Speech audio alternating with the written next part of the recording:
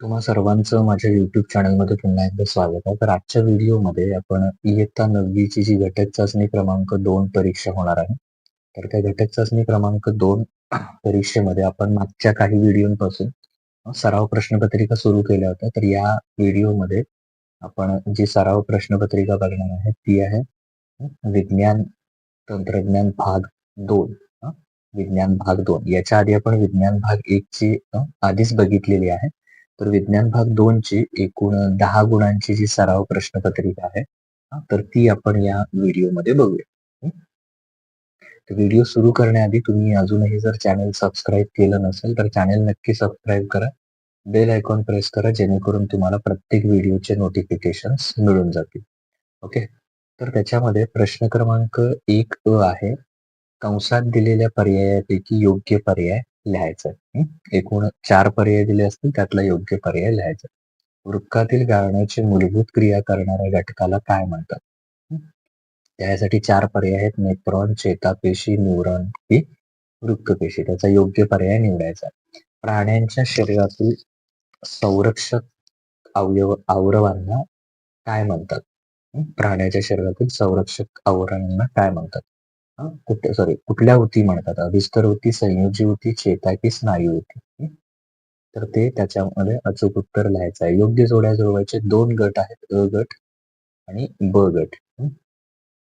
अंतरीय विभाजी ऊती, वर्णहीनता आणि ब गटामध्ये आहेत निस्तेज त्वचा, केस पांढरे, मूळ व खोडाच्या पार्श्व भागात, पानाच्या देठाच्या व फांद्याच्या तळाशी. तर हे त्यातल्या योग्य जोड्या कुठल्या आहेत त्या जोडायच्या. विसंगत पद ओळखा वेगळं. ॲडेनिन, थायमिन, युरासिल, ग्वानिन यातलं वेगळं पद कोणतं आहे ते ओळखायचं. त्याच्यानंतर प्रश्न क्रमांक 2. आता ही सराव प्रश्नपत्रिका असल्यामुळं यातले जे दोन्ही प्रश्न आहेत ते करा. गुणसूत्राची रचना दर्शवणारी नामनिर्देशित आकृती काढायची आहे आणि त्यातला पुढचा आहे फरक स्पष्ट करा. याच्यामध्ये चेता नियंत्रण आणि रासायनिक नियंत्रण यांच्यामधला फरक स्पष्ट करायचा. त्याच्यानंतर कोणतं खालील प्रश्नांची उत्तरे लिहा. इथे सुद्धा जे 2 प्रश्न आहेत ते दोन्हीच्या दोन्ही करा 3 गुणांसाठी.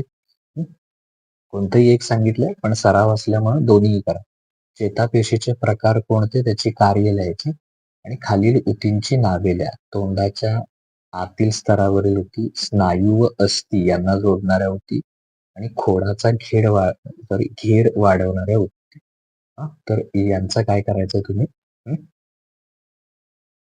उत्तरं लिहायची आहेत. एकूण 10 गुणांची आणि आधीची होती ती 10 गुणांची अशी एकूण 20 गुणांची तुमची सराव प्रश्नपत्रिका पूर्ण होते. जसं मी सुरुवातीला सांगितलं यासारखे आपण इतर विषयांच्या सुद्धा सराव प्रश्नपत्रिका तयार केलेल्या आहेत. त्याची लिंक या व्हिडिओच्या डिस्क्रिप्शन मध्ये तुम्हाला खाली दिसेल. तिथे जाऊन तुम्ही ते बघू शकता. चॅनल सबस्क्राईब करा जेणेकरून येणाऱ्या प्रत्येक व्हिडिओचे नोटिफिकेशन तुम्हाला मिळून जाईल. थँक्यू.